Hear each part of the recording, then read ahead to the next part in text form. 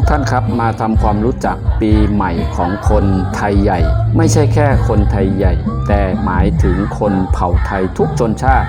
ถึงไทยลาวยวนหรือคนเหนือไตหลงไตขืนไตลื้อไตแรมไตนงไตมาวและรวมถึงไตอาโฮม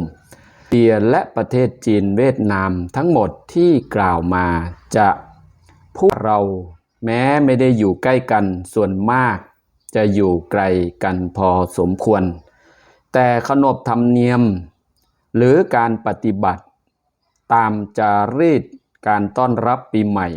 นั้นมีที่มาเหมือนกัน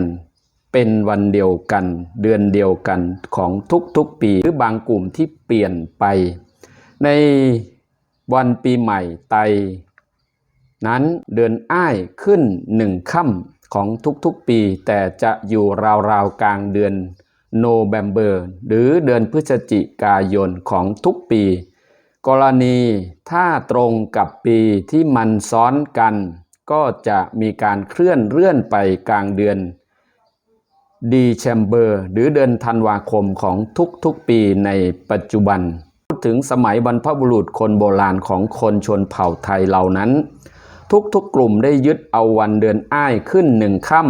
ำบางพื้นที่เรียกชื่อเดือนเจ๋งหรือ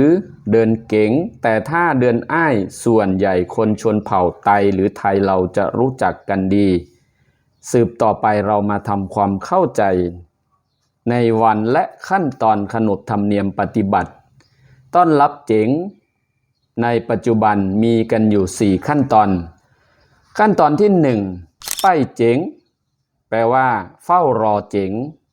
หรือต้อนรับเจ๋งเตรียมพร้อมรอต้อนรับเดือนเจ๋งหรือเดือนอ้ายในค่ำเดือน12ดับถือเป็นวันสิ้นปีเก่านั่นเองนะครับทุกท่าน2ปลายเจ๋งก็แปลว่าหนีนะครับปลายก็แปลว่าหนีเจ๋งเป็นภาษาไทยมอญหรือมอญแปลว่าเราควรกราบไหว้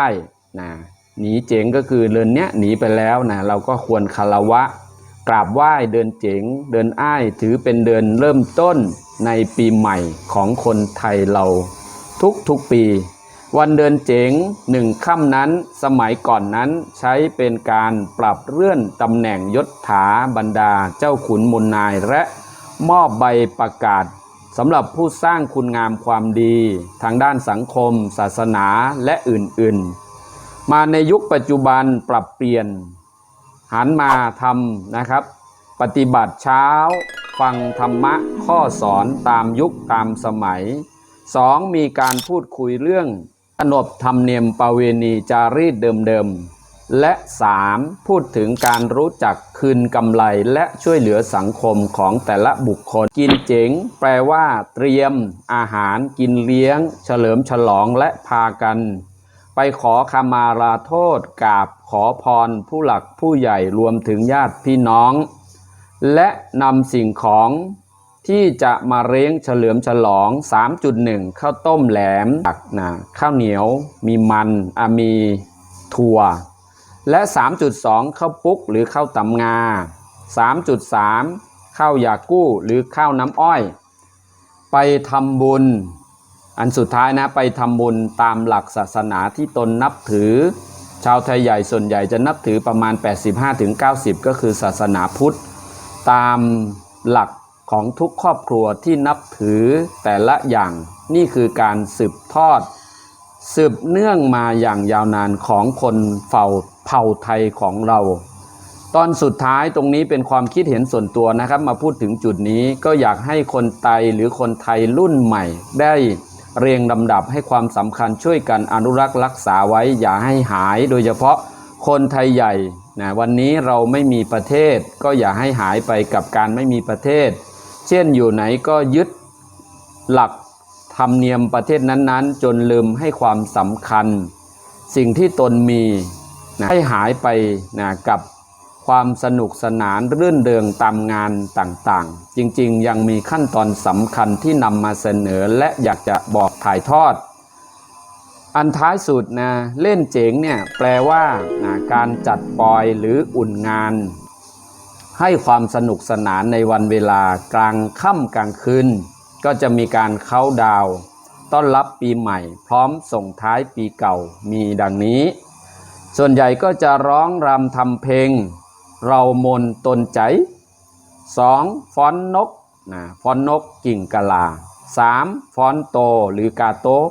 4ฟ้อนเจิงฟ้อนลาบนี่คือค่ำคืนการเล่นเจ๋งปอยปีใหม่ไตสรุปเจ้าอ่ำยองของไม่รู้คุณค่าของอ่ำกาของมีค่าไม่นำออกมาแสดงซึ่งคนไทยเราหลายคนอาจลืมรากเหง้าของตนถ้าตนไม่รู้คุณค่าไม่รู้จักรักษาไม่ช่วยกันสืบสารอีกไม่นานก็จะค่อยๆสูญหายเงียบไปเหมือนคนไทยไม่มีประเทศไทยลาวเขามีประเทศวันนี้อินทอนชาแนลอินเลิฟไทยชาแนลนำมาเสนอคลิป